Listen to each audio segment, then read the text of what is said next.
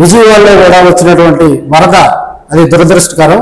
అయితే జనసేన రాష్ట్ర అధ్యక్షులు పవన్ కళ్యాణ్ గారు కూడా కొంత విమర్శలు అయితే వస్తున్నాయి. ఇక్కడ వరద బాధితులను పరామర్శించడంలో కూడా ఆయన రాలేదని కూడా కొంత వైసీపీ నాయకులు అయితే విమర్శలు చేస్తా ఉన్నారు. దీని మీద మీరేమంటారు? ప్రజలు సమస్యల్లో ఉన్నప్పుడు కొన్ని చోట్ల ఎక్కడ తగ్గాలో అక్కడ తగ్గాలి. ఏ నాయకుడైనా సరే ఎక్కడ పని చేయాలో అక్కడ పని చేయాలి.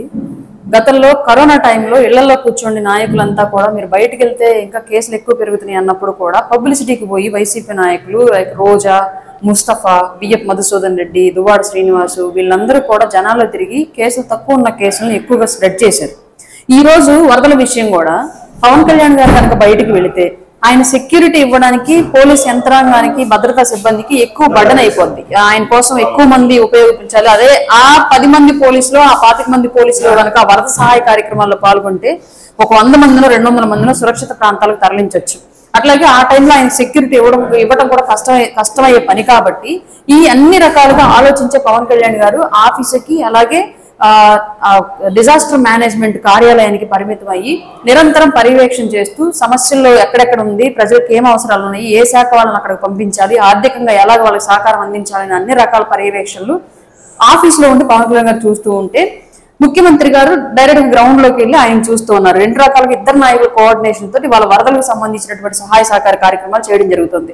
అదే పవన్ కళ్యాణ్ గారు కనుక వెళ్ళి ఉంటే డైరెక్ట్ గా ఆ ప్లేస్ కి అప్పుడు కూడా ఇవే వైసీపీ నోళ్లు క్వశ్చన్ చేసేవి.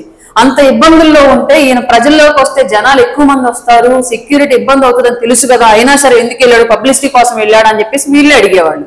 ఇవాళ వెళ్ళకపోతే ఎందుకు వెళ్ళలేదని చెప్పేసి వీళ్ళు అడుగుతున్నారు. గతంలో జగన్మోహన్ రెడ్డి గారు ఒక సందర్భంలో చెప్పాడు, ఫ్లడ్స్ వచ్చినప్పుడు మీరు ఎందుకు వెళ్ళలేదు అంటే నా కోసం 10 మంది భద్రతా సిబ్బంది వర్క్ చేసేవాళ్ళు, ఆ 10 మంది వరదల్లో వాళ్ళ సహకారం అందించేవాళ్ళు, అందుకే నేను వెళ్ళలేదు, నాకు వేరే వాళ్ళు సెక్యూరిటీ సిబ్బంది సూచనల మేరకు నేను వెళ్ళలేదు అని చెప్పేసి ఆ రోజు జగన్మోహన్ రెడ్డి అసెంబ్లీ సాక్షిగా చెప్పాడు. అదే సిద్ధాంతం ఇప్పుడున్నటువంటి నాయకులకు అమలు చేయట్లేదు వైసీపీ నాయకులు. అర్థం కావట్లేదు. అంటే వాళ్ళు చేస్తే సంసారం, వేరే వాళ్ళు చేస్తే వేరే ఒకటి అనేది ఉద్దేశం ఏమైనా వైసీపీ వాళ్ళది. బహుశా వాళ్ళు ఇంకొకసారి వాళ్ళు మాట్లాడిన మాటల మీద పునరాలోచన చేసుకుంటే బెటర్ నా ఉద్దేశం.